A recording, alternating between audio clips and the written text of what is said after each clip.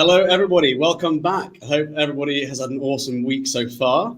I'm joined here today by Grace Togun Olagbodi, who is the creator of Race to Infinity maths game. Welcome, Grace. Thank you, Seb. How are you this week? Very well, thank you. Yourself?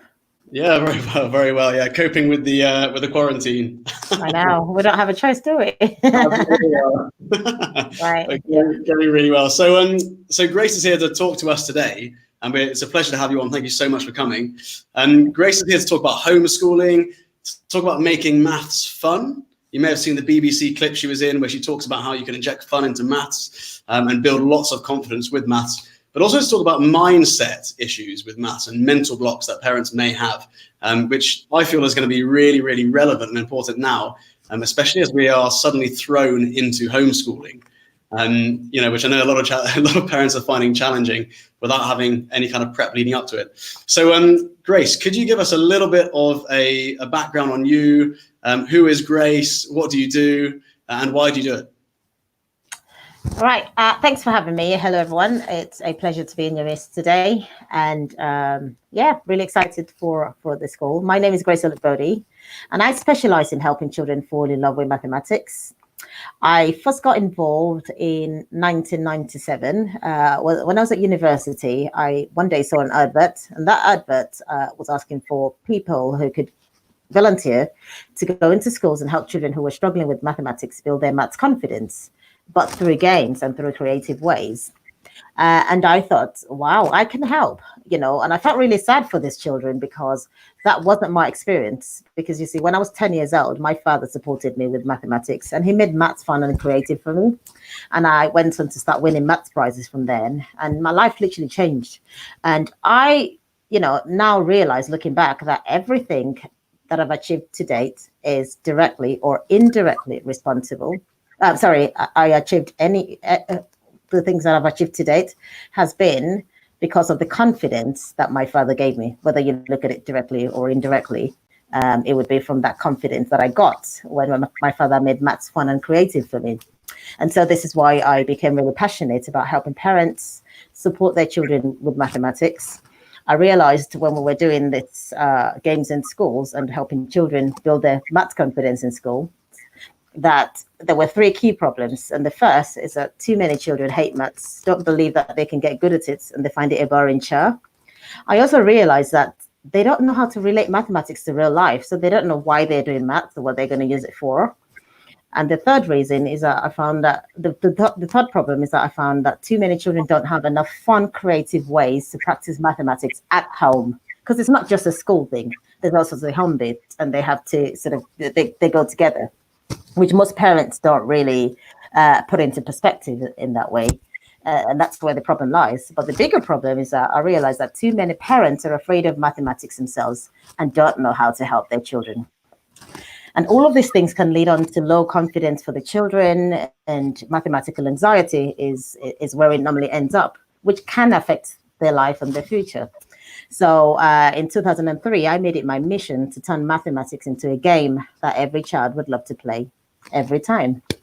So I'm out there to impact parents globally so that they can impact their children to love maths and enjoy maths, and also so that they can increase their confidence and ultimately build more opportunities for a successful future and achieve their true potential. This is what we parents are really trying to do. But maths is a very key part of that. And so I'm out to let people know this. Wow, that's absolutely amazing. I wish I had you as a maths teacher when I was very different to my maths teacher.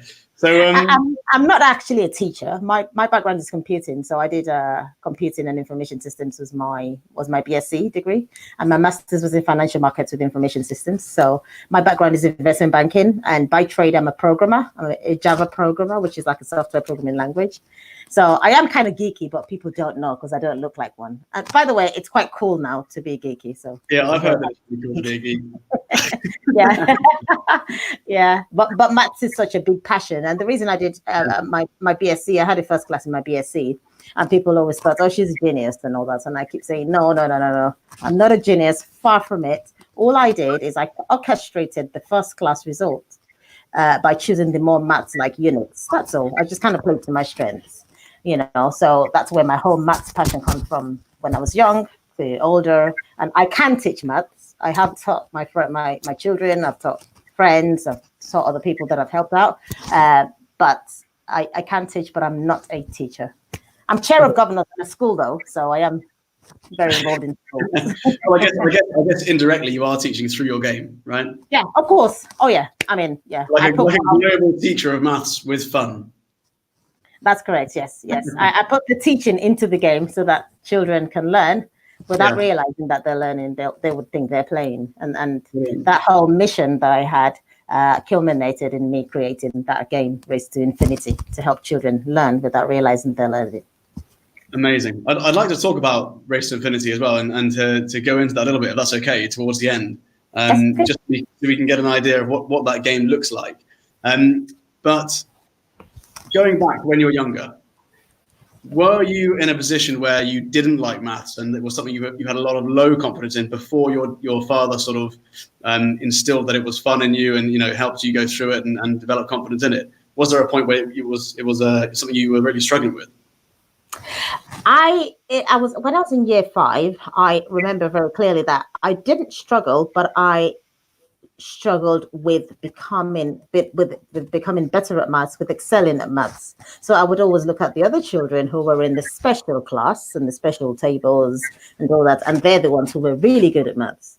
I didn't struggle, but I was just there, just in the middle of the class, not great, not struggling, but just there. And I wanted to really excel at maths, and that's what I struggled with. And so it was taking you from kind of being middle of the pack to really excelling at maths, which is what really kind of built your confidence, you say? That's correct. So I always looked at these other kids and thought that, oh, they're so lucky. Like, I don't know, God has bestowed some sort of special brain on them and all that kind of stuff. And I just happened to not be one of the people that had been given this special brain for mathematics, and it was, even then it was cool actually that they were actually quite smart. When somebody is good at maths, they're seen to be smart. When somebody's good at English or any other subject, they seem to be good. But with mathematics, they seem to be like a genius or like really smart.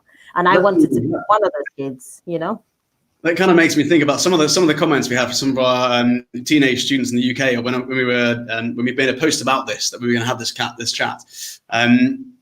One of the things they were saying, and they kind of agreed on this, was that maths is like a different language. And I guess if you see it like a different language, no wonder you put those who are really good at maths on a pedestal, really high up there as genius, because they're understanding a language which you feel as though you can't grasp, right?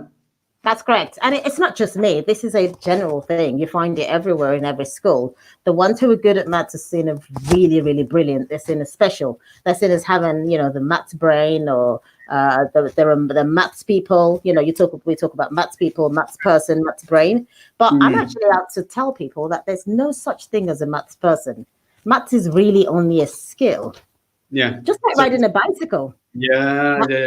If you're going to see maths as a different language, then that means riding a bicycle is a different language, and swimming, learning to swim, which is just a skill, just like maths is just a skill, then is a different language. Then if it isn't, then maths isn't. It's just a skill, and every skill just requires deliberate practice with some guidance. Okay, so deliberate practice plus guidance equals you can complete the skill. You can get better at the skill. And there's kind of a pattern there, isn't there, really? I mean, I think people look at the martial artists in the same way. Some people are very, very gifted, and other people aren't. They feel this accountability, setting and achieving goals, all these different things. One of the biggest things I'd say in terms of that guidance was that I kind of feel like so many people feel they're not good at something until they're told they're good at it.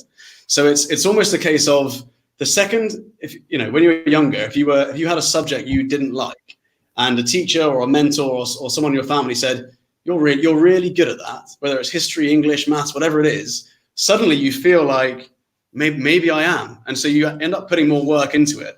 And because you feel like you're good at it, suddenly you start to enjoy it more.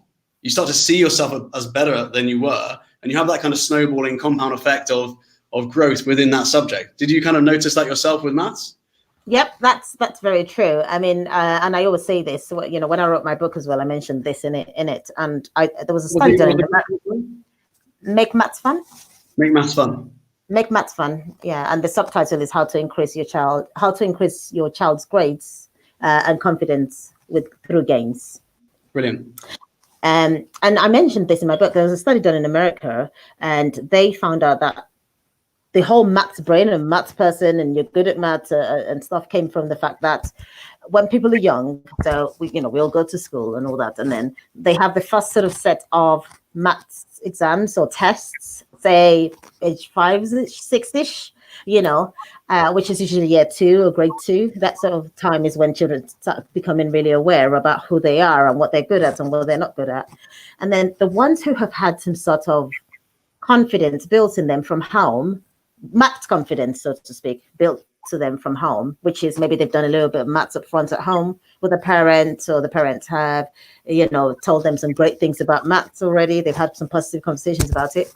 When those children get to school and they do this first sort of, little maths tests that they do initially, because they then do well at it, because they're more likely to do well, they're also the ones who get the praises, because the teachers then say, oh, very good. And the other kids go, oh, she got 9 over 10, or she got 7 over 8, and all that.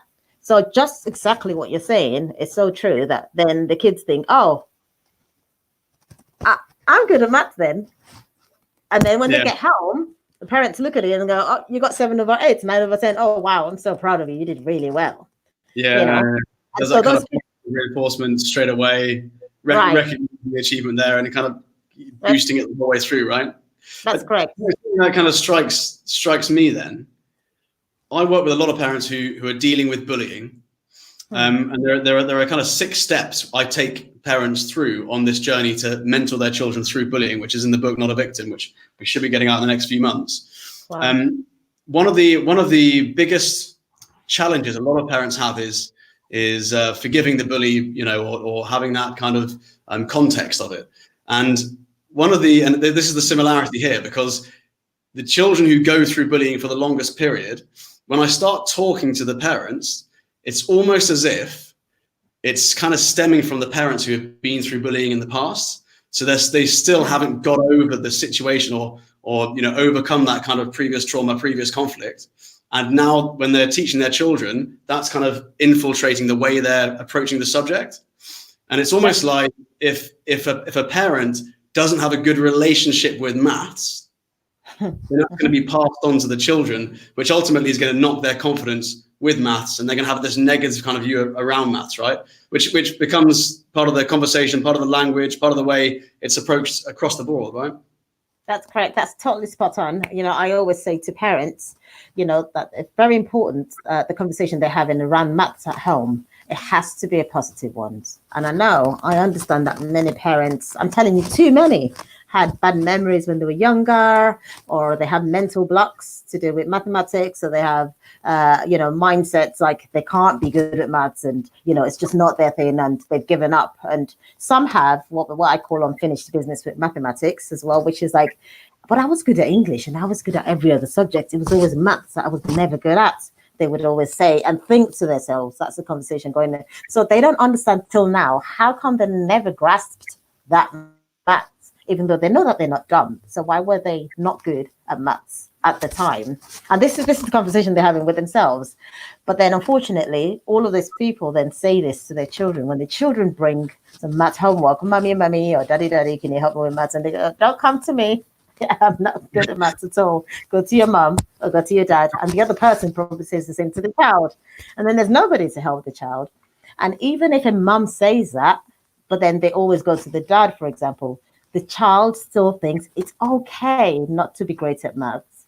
It's okay not to be confident with maths. After all, mum did all right. She's all right. She hasn't died. She's working. She's living a normal life. But what a lot of parents don't realize is that it's a different world.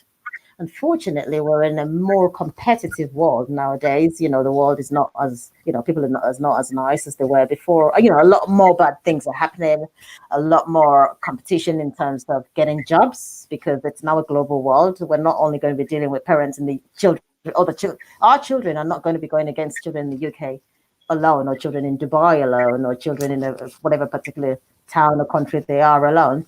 It's a global world, so our children are being compared to other children from Finland, from China, from Malaysia, from Singapore, from wherever else. So we have to make sure that our children are confident with maths, and it starts with that positive conversation at home. Any negative conversations about maths actually would be contributing to the child's whatever they feel about maths, and that's what really dictates their attitude for those.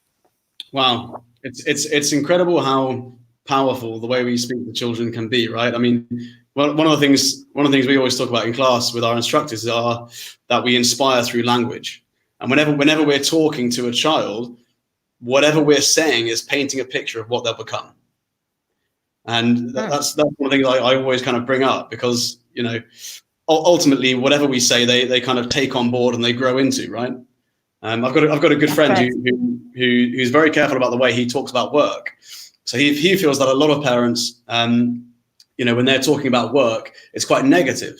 I've got to go to work, or I've got work tomorrow. Or his approach around his children is, and you probably know who I'm talking about. His approach around his children is, I get ethic and all sorts. So I think there's a huge amount to be said for inspiring through language. And so, at home, especially at home, a lot of parents think that the job is for the teachers, but actually, no, we have the bigger jobs. Actually, where a parent is a child's first teacher. So actually, we are all teachers because we're teaching our children. Totally, yeah. And I mean, when we're parents, and it's the parents' job to look for a team to help support them, whether that's amazing teachers in school, or that's a mentor to help develop a child. Right?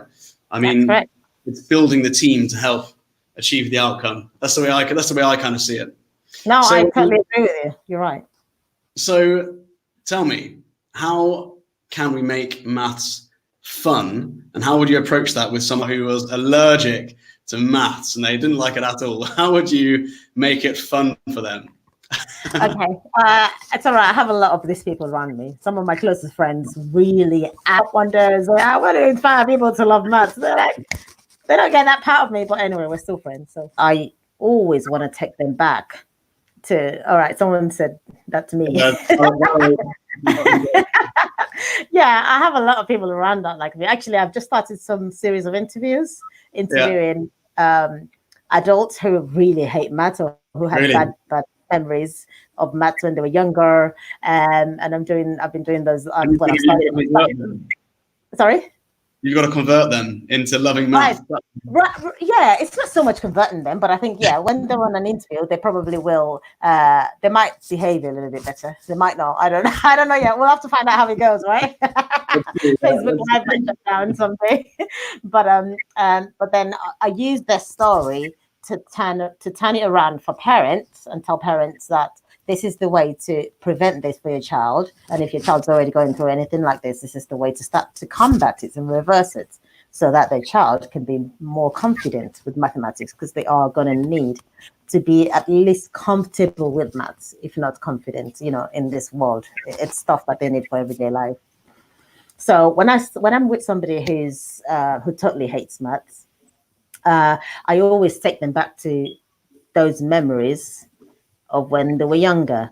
No, so if you think about just generally in real life, anything that anyone has had a bad experience with, the way to get the person better at it, think about a therapist. What they would normally do is take them back to that time, and they would talk about it, and they would ask them questions about it. And, they kind of rub that same situation, not rub it in, but they go around it in a certain kind of way, so that you can bring out the positive, bring out the negatives, and try and combat those their children. So they understand this, and they don't want the negative ideas about maths to affect their children.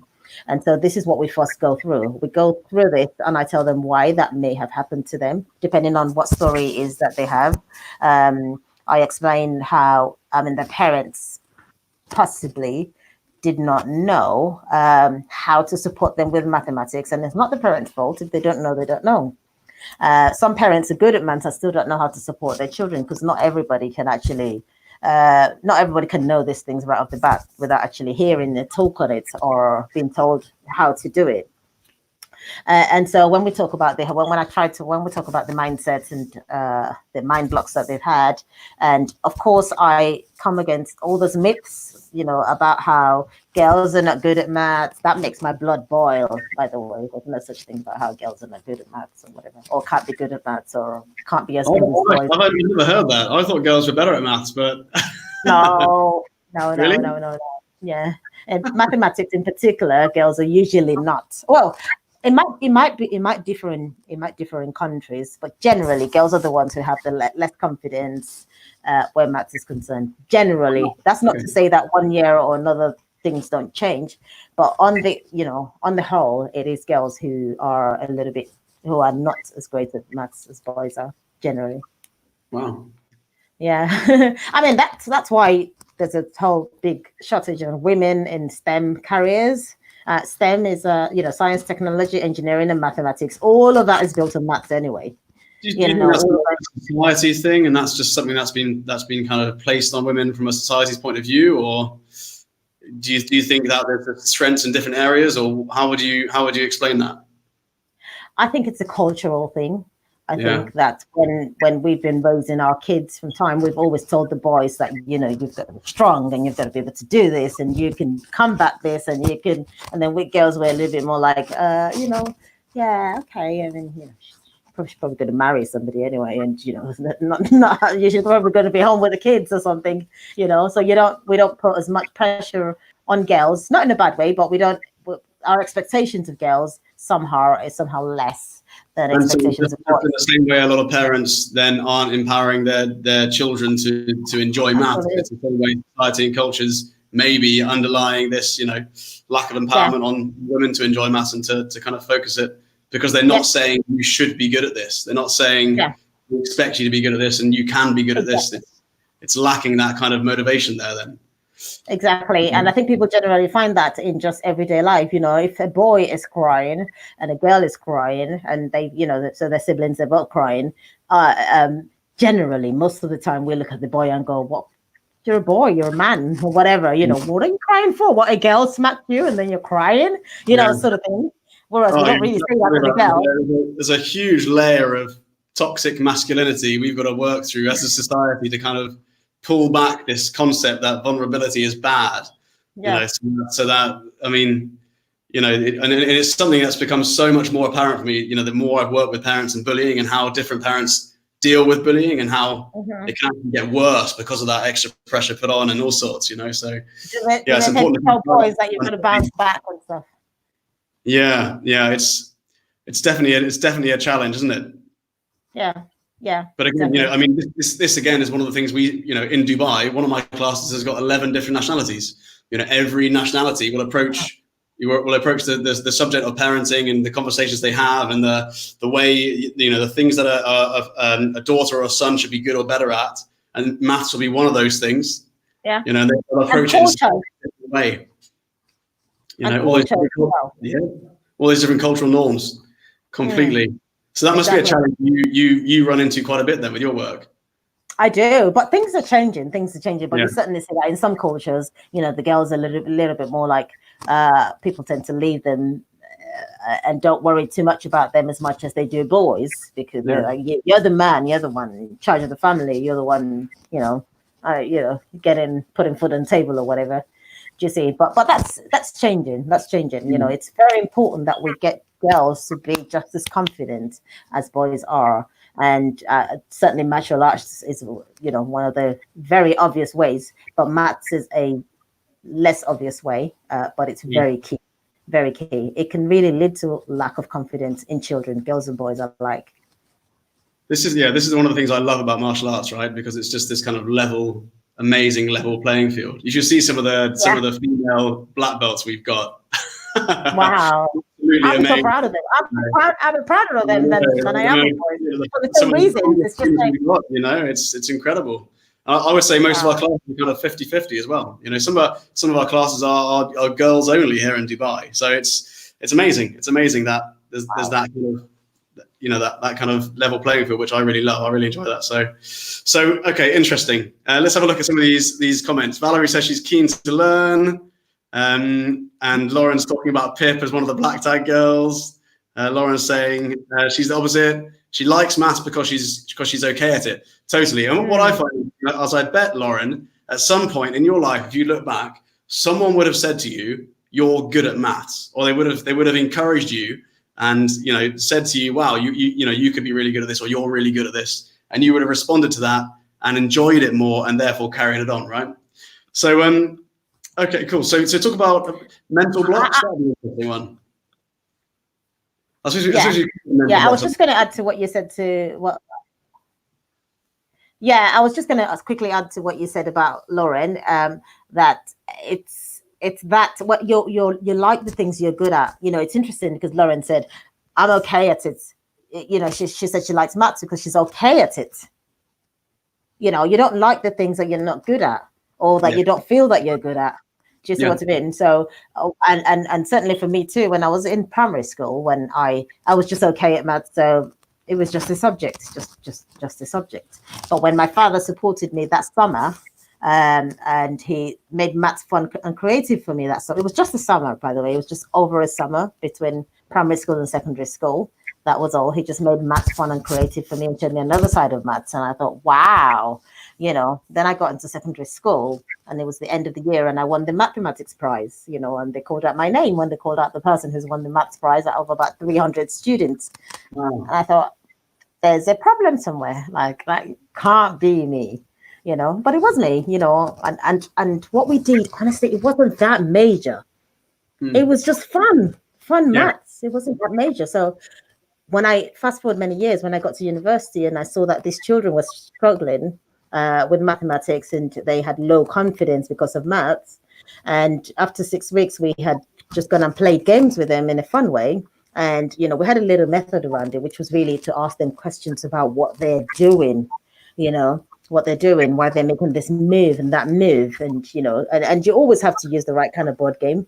But once you get the right kind of board game, you can ask them questions. Why did you move that? Why didn't you do this instead? And you help them to think critically and analytically, and they're relating mathematics to real life by doing that. But the key thing is that it's fun. And then within 6 weeks, these kids, the teachers were telling us that they were putting their hands up more in class. They were engaging more in class. They had more confidence. And when they first started coming in to meet us, when we came in every week to come and support them, they used to come in like that. So you're like, yeah, we're the ones who are not very smart because the school is telling that we have low confidence, sort of thing. But 6 weeks later, they would come running in to come and meet us every time we came in to come and see them, because they had so much confidence now, and that changed their lives. You know, it's not just now maths. It was like, it spread to every part of their lives. So some children would not like school because of maths, because they think they're going to get shown up when the teacher asks them a question and they don't know it. They're going to feel that they're dumb or that they're stupid, you know, or something like that. But once they start liking something, once they start doing well in something, start hearing positive comments about it and start doing well about it, then they start liking that thing. And that's what I wanted to bring out about what Lauren said there. And that's what happened to me. I then loved maths so much after that. Like, literally still love maths so much. Once you kind of get how powerful positive reinforcement is, now it can just completely change the course, the direction that someone's going on. It's pretty frustrating to watch when someone's going through a class or being mentored by someone who's using, you know, negative reinforcement overly and not, you know, inspiring them enough to kind of feel they can achieve something, but, you know, constantly having kind of a negative approach. And it's just frustrating to watch, isn't it? But I think ultimately it's down to what kind of emotions did you feel while you were doing that thing. If you're doing something you enjoy doing or you think you're good at, you are going to have a positive emotional connection to doing that practice, right? You're going to feel like you're achieving something. You're going to actually enjoy the process of doing it, and you're going to be filled with confidence. Vice versa, you may feel like it's actually having a knock on your self-esteem if you don't enjoy it. You know, you feel too much pressure, you feel stress, anxiety. So it's like polar opposites, right? And so that really solidifies that feeling you get while you're doing it, which ultimately is kind of dictated by whoever's mentoring you or guiding you. Really either inspires you or does the complete opposite. This is why I feel so sad for kids, because honestly, it's up to us, the parents and the teachers. If one of them wouldn't help or support them, then unless that child is really lucky, then unfortunately they're not going to have a good maths experience, and that will impact their lives. I mean, just imagine that impacts their lives. So that's just why I talk to parents all the time, and I say, well, it's our job. Don't worry about the teacher. If we have a great teacher, fine, that's great, we'll be happy. If you don't have a great teacher in there, it might not even be the teacher's fault. Maybe they hate maths themselves. Did you know that there are some teachers who teach maths who hate maths themselves? Really? Oh yeah, loads. I'm teaching something I don't love. Loads of them. So you want to start praying that your child doesn't encounter somebody who hates maths and that's their teacher, and you might not even know. Yeah. Is it just because they've been teaching it for so long and they just had enough of it, or they just they've been told to teach maths. There aren't many, you know, maths is a subject. Okay, so they're teaching loads of different things, and that's one of them. Yeah. Yeah, that's and it stems again from them not having the confidence in it, but having to teach it. And then that's their job. So if they're not going to teach maths, they can't, you know, in primary school especially. Every teacher is, they teach everything. So if they don't like maths, they have to teach maths unless they don't want to work, and they have to work. And their head teacher has told them they have to teach maths, so they don't have a choice. So your child then gets the brunt to that. So I say to parents, actually, at the end of the day, when my child is 16 or 18 or 21, and they're looking for, you know, and they chart in their life course and all that, and, you know, we're looking at their life chances and, you know, the options they have in life, the teacher ain't going to be there. The teacher's going to be cool having tea at their house or whatever. I'm the one that's going to be left picking up the pieces. Therefore, parents, that's why we are the ones who have the job to do and not the teachers. You know, so if we really hate maths, we really have to get over the mindset. Well, that's such a brilliant point, isn't it? I mean, if we, I mean, this is it. We can't rely on schools alone. I mean, this is it, really. I mean, we think that we send our children, they're going to learn maths in school, therefore it's school's responsibility for them to enjoy maths. But ultimately, if you know, you've got teachers, which we do have, who are teaching so many subjects, and all that pressure that's placed on them, and they're constantly assessed, and there's a subject they don't really enjoy. If they have to teach that, it's going to have maybe a negative impact on your child. So it's up to parents back home to kind of inspire their children to enjoy it. Wow, I've never thought of it. That's a really. And then if we're then saying, "Hey, don't come to me," you know, so a little child, like 6-year-old, 7-year-old, 8-year-old, 10-year-old, comes and says, "Oh, Mom, I don't know this one. I need help. I need to do it tomorrow morning." By the way, you know, they're literally going to drop them off, and then they have to hand in their homework. And they're like, "I don't know this one." And Mom says, "Well, what? Don't come to you. You know this. Don't come to me." And then Dad isn't home, and he doesn't get back till 10 o'clock because he works or whatever, you know, really late. Then who's going to help that child? And then that child starts to have a bad attitude towards mathematics, and it starts to build up and build up. And then that's where they start losing confidence in maths. It starts with losing confidence first in one subject, and then it spreads. They're not feeling so cool when they get to school because they're not great at maths. And other people, some other people are, but they're not. Yeah. So they feel bad about that. Totally. I think you know, when I look back at my parents, I think my dad was the one who really enjoyed maths. He just loved it. I don't know why. He just loved it. And so I think it was like, it's like problem solving for him. So it was like, you know, especially algebra. That was what he enjoyed the most. Right? I love algebra. I love it so much. It's a bit like a problem, isn't it? So I guess, and I mean, everyone's doing it nowadays with those like images, aren't they? With the, you know, one chicken. Yeah, I mean, there you go, guys. Practical application of maths is for the maths games you keep getting every 2 minutes, right? Yeah. So, you know what?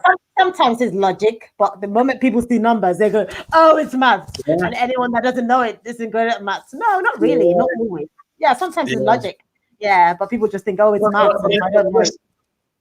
I mean, he was very much excited whenever we came. Oh, I've got maths due tomorrow. I've got to, you know, do it. It might be 9 o'clock, 10 o'clock, and we haven't got round to it. He's just got home, and he'd be like, "Right, okay, clear the kitchen table. Let's do this." And he'd make it exciting because he was visibly excited to do it. And I think, and for that reason, none of us hate maths. I mean, it's none of us are pursuing it as our main thing. But I mean, my little brother did it at A level, but he's very brave. But yeah, so I mean, you know, I think that kind of contagious passion can certainly That's what help. it is. You know, Yeah. think about that look, you know, you especially in school. Or even at home, you know, because you grew up with it, you probably don't recognize that there is some sort of other emotions that goes with it. For example, let me use a teacher as an example, since a child doesn't grow up with a teacher, so they get to school, and then this teacher comes in every time, and they're like, "Oh, hello, okay, time for maths. All right, so I'm going to write this on the board," and then he writes, I don't know, 2 times 5 or 8 times 24 or whatever, and he says, and then you do it this way and you do it that way, and then you go back and calculate it, and then you get the right answer. Can you see that, kids? You know, so that enthusiasm, people then look at him like, but you see, that look is getting them fascinated. It's getting them fascinated by that teacher. So some of those kids are just going to be like, well, I want to be like that when I'm doing maths. I want to know what he knows, because the people who are like that seems to know maths really well. And if I know maths, and then I'm one of the, you know, like top kids in school that all the teachers think that I'm great and I'm brilliant, and all the parents think I'm brilliant, that kind of thing. So that enthusiasm can feed off, can rub off on children as well, you know, that way, if it's not too late. Around the age of 6, 7, 8 is around the time children start getting turned off mathematics, if we parents haven't tried to get that thing right from home. But it's never too late. You know, if that's the case, there are, you know, this is why we want to talk about ways to turn it around, which I'll give you 4 points on how to turn it around and how to apply that to homeschooling in particular. That'd be amazing. So let's talk about that. What are the 4 points? If you've got a child at home and you're watching,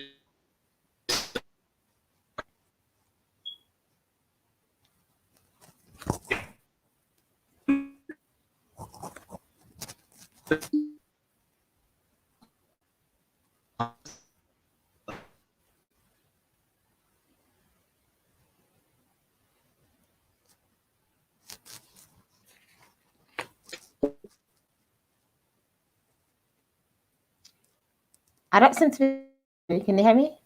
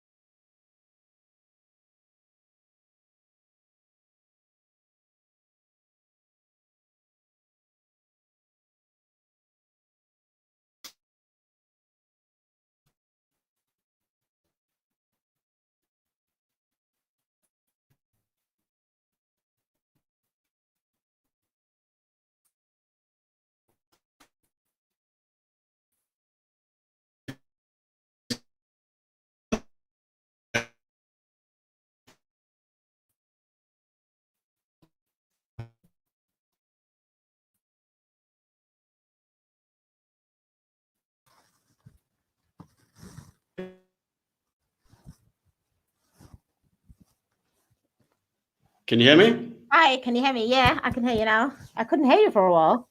There you go. I've got you back. Cool. Oh wow, what was that? Oh No dear. worries. I think it's just a little challenge we have now and again.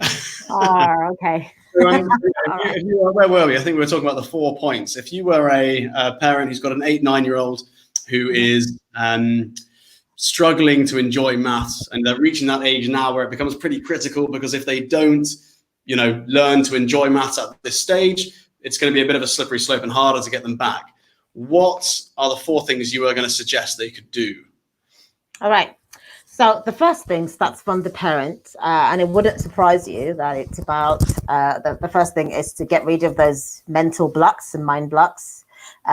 which usually surround experiences that the parents had when they were younger, them remembering a particular teacher they really hate because they feel that the teacher treated them badly when they were doing mathematics, or when they didn't do very well at maths, or they feel that the teacher dented their confidence, or they remember how their parents maybe smacked them when they were doing mathematics and weren't so great at it, or when they got compared to their older sibling or younger sibling.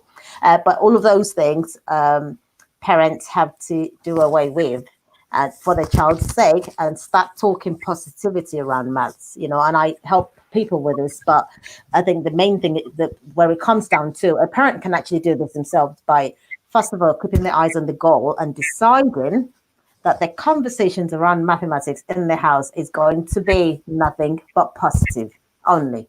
So, little Janie, that I'm wanting to learn maths the same way you are. This maths problem you've brought to me, I'm trying to learn it. I want to be learning it with you as well. Unfortunately, I didn't have mummy or daddy or that teacher to support me with it as much, because they too didn't know how. But mummy has learned how now, because don't forget, little Jenny knows that just yesterday or day before, mum was still saying, "No, don't come to me," and then suddenly today, mom is saying, "All right, this little problem you brought to me, now we're going to sit down and try to sort it out together," and mom is smiling and all that. The child isn't stupid, so they know that something's happened, something's changed. So it's being honest with that child and saying, "Look, we do have to get you confident with maths. We have to get you comfortable with maths. It's not your fault. Mommy and daddy are going to help you, and we're going to support you, and we're going to get help from outside.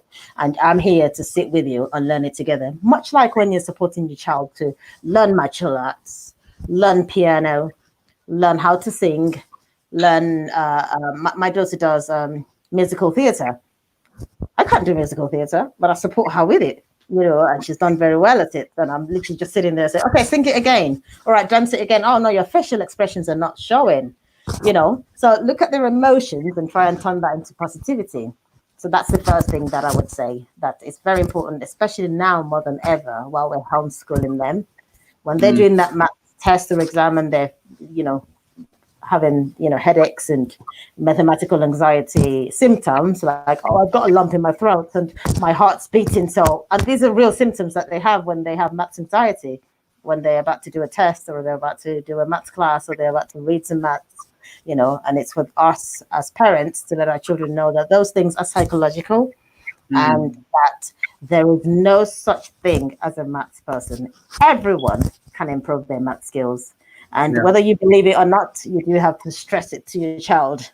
And when you keep stressing it to your child, you'll start to believe it gradually, because your child will start to do better.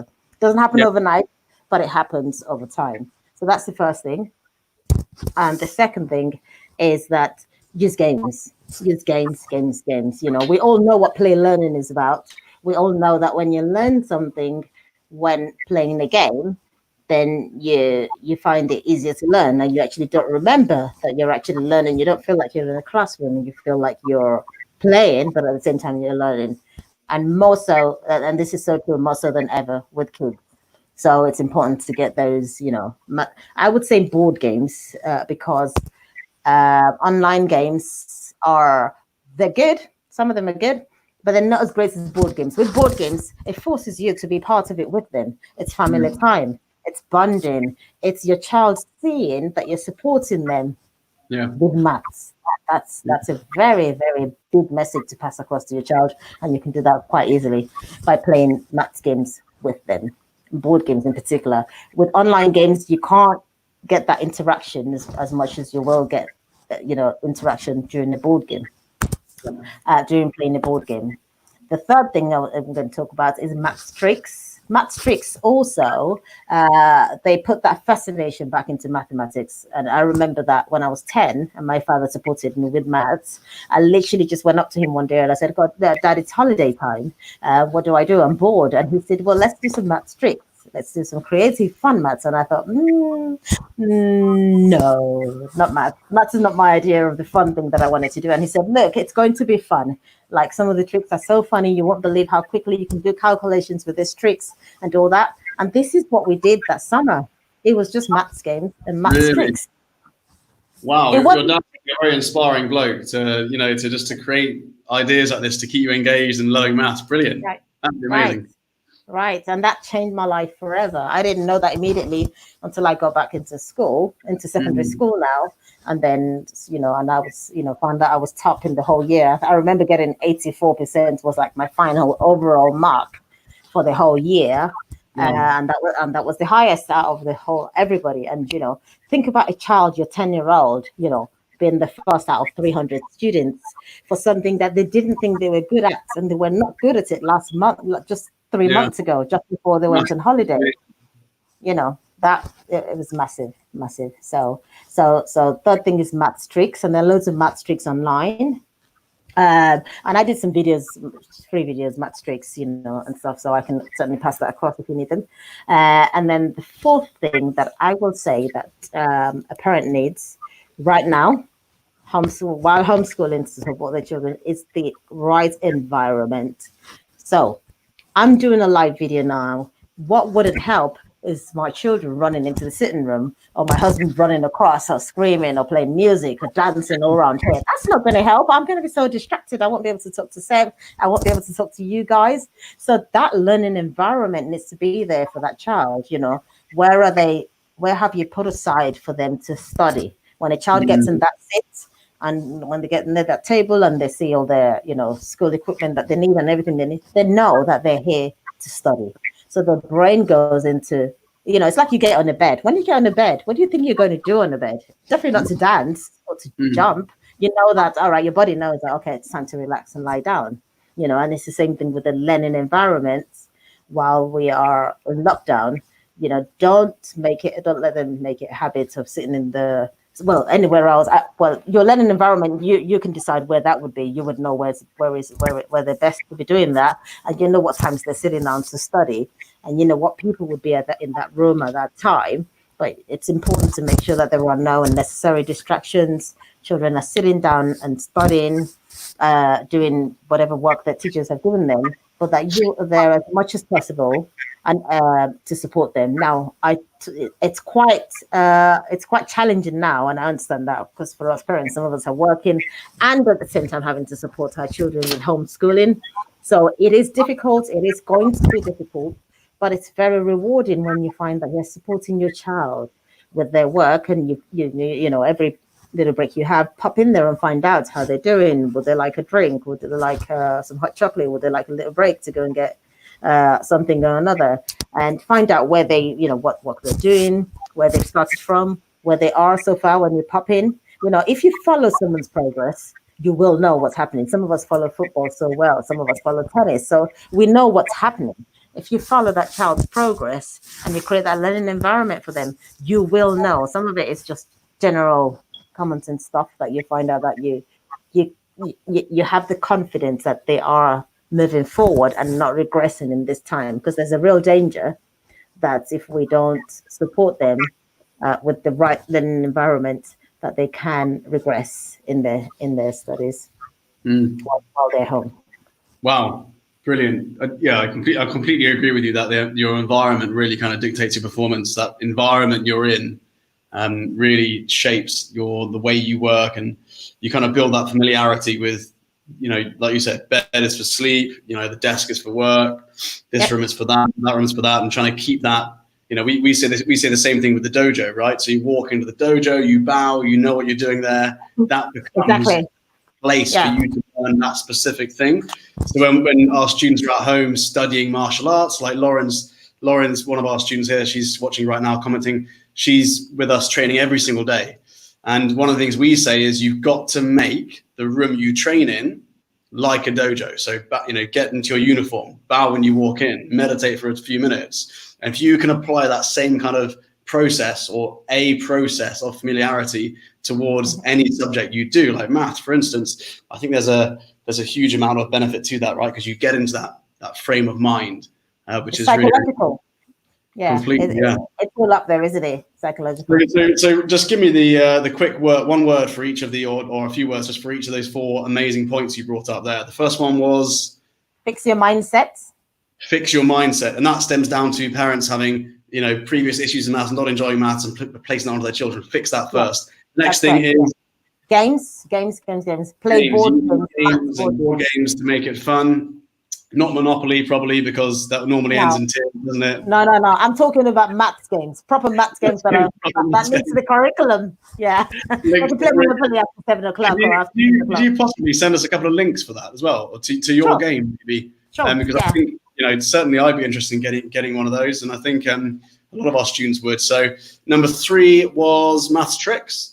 Number 3 was maths tricks. So maths tricks make maths fun, I mean, there are so many maths tricks that just make you go, wow. When I wrote my book, I remember that people who I sent it to initially to read it first and, proofread and just look at it and tell me what they thought of it.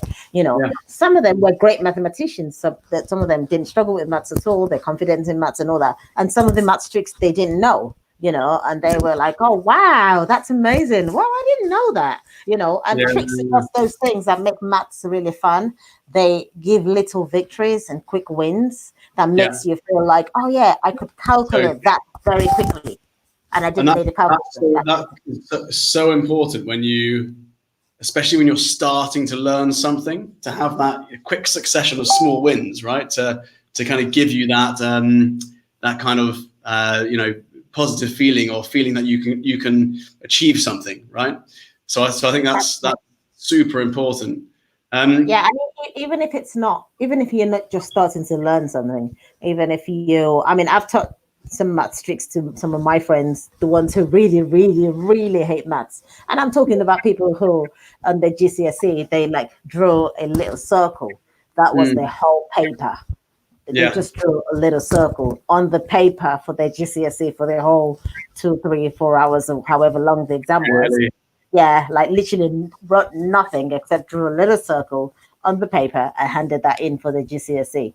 Wow. So they weren't even great. They couldn't be graded, And I've taught them maths tricks and they've been like, wow. Instructor Matt, he likes to, this is our area manager of the UK. He likes to put people on the spot. So he said, can we have, only because I put him on the spot all the time,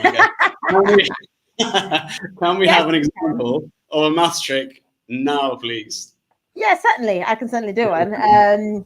So one of my favorite maths tricks is, in mathematics, there's something called divisibility rules.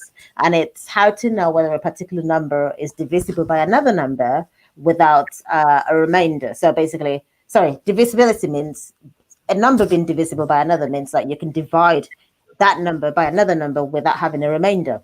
So one such example is the divisibility by 3 test.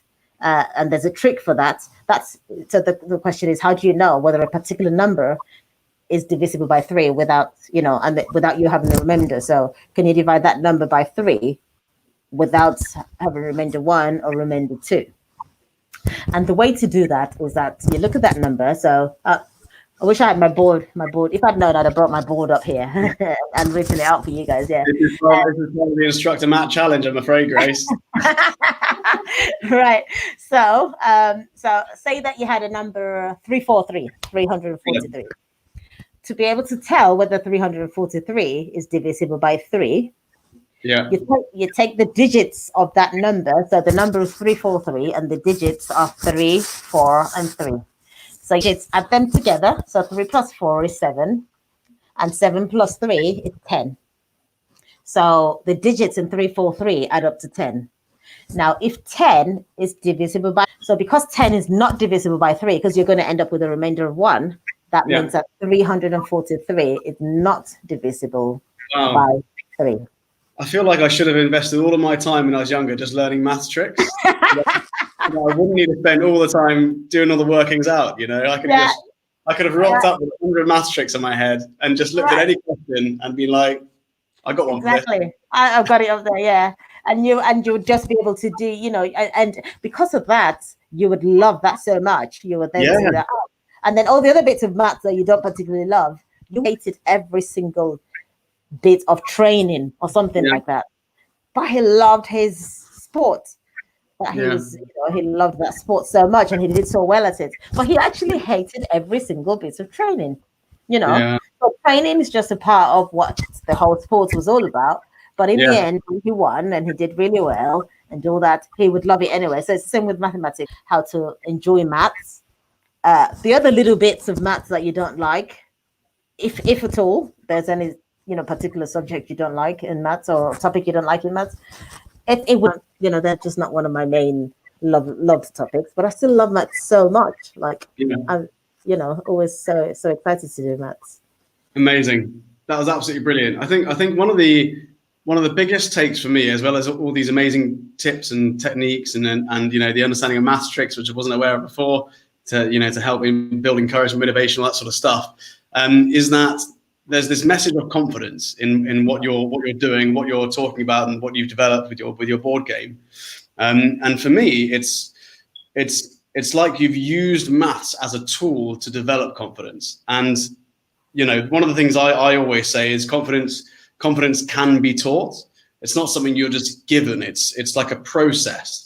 And it's a process which you can apply to anything, right? And if you look back at how you changed from someone who wasn't confident to someone who was confident, and you use maths to develop that, within maths and what that did for you, there would have been certain steps like positive reinforcement, like setting small goals, like quick wins, all these different things which build the process of developing confidence, which can be applied to anything in. That's correct. And I almost named my book, Make Maths Fun, How to Help Your Child Develop Character. Yeah, cool. Through mathematics. It develops character just like martial arts does. It develops character. Because with mathematics, sometimes you do something and you get it wrong. And the key thing is that your parents, your teachers, the adults around you need to support you and give you that positive reinforcement and tell you that the fact that you got something wrong doesn't mean you've got it wrong forever. It's actually part of the process. So you try and calculate something. You want to do 22 times 5, and then by mistake or whatever, you say, oh, it's 115, and you go, and then you calculate back 115 divided by 5. That's not 22, that's 23. Or you know that 22 times 5 should end in a 0. And then you said 115, you go, no, it shouldn't be that. I'm never going to do my face like that. Like, oh my God, I've got a math wrong. Therefore, everyone thinks I'm dumb, and I feel dumb, but I feel confident because I'm already confident. But the children who are not confident with mathematics are going to feel like that immediately. Yeah. But I'm just going to be like, oh, no, sorry. No, sorry. Yeah, it's 110. Yeah. Oh, yeah. Just calculated that. Yeah, 110. Yeah.